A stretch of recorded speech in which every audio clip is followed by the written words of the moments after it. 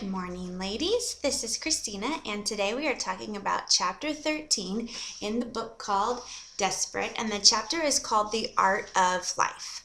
I am really not going to make this a long one since last time I said I wouldn't, and then I did, so sorry about that. I don't want these to drain the life out of you girls. So I really just want to touch on one major thing. At the end of the chapter, the paragraph on page 164, halfway down, says, children see through the lack of integrity of a mom as they grow older.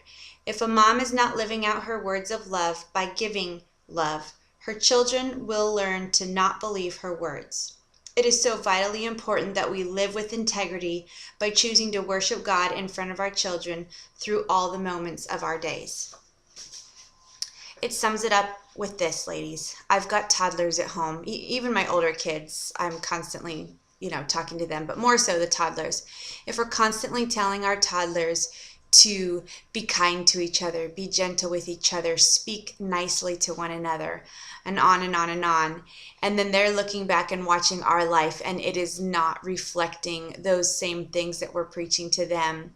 They are hearing one thing, but then they are seeing another. And very often this isn't even things that we're blatantly trying to do. It's just our own issues that we have not yet perfected, which, again, the goal is not to be perfect, but the goal is to be a constant striving to live the life that God has laid out for you as a mom. And one of the things that God's been dealing with me on this is being an example for my kids through social media. Now that's hard for me because I'm a stay-at-home mom, but I also do a part-time, a lot of time, this website, and then I do some freelance work. And so my face is in my laptop or on my cell phone a lot, and I'm not necessarily just wasting time playing game. I actually never play games. I'm working, but what my kids see is mommy's face in digital media. So then when I'm telling my boys, nah, I don't want you playing that video game, you've taken too much time, I want you to go play outside, but I'm sitting there with my face,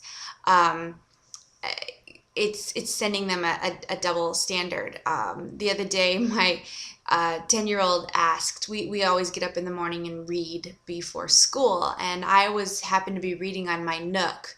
And a lot of times I have like an actual book in front of me, but the last couple weeks I've been working on a book that's on my Nook. And so my 10-year-old finally just asks, what are you doing on there? Are you really reading?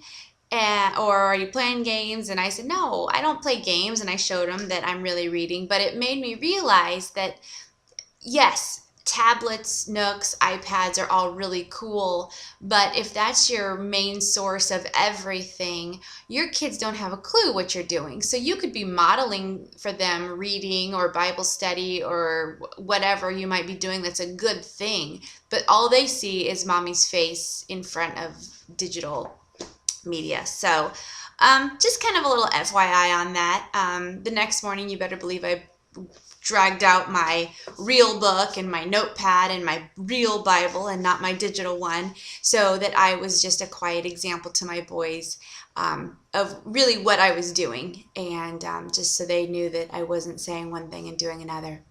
I hope you moms have a wonderful week this week, and if you're not caught up in this book, we're rounding up. We've got one more chapter to go.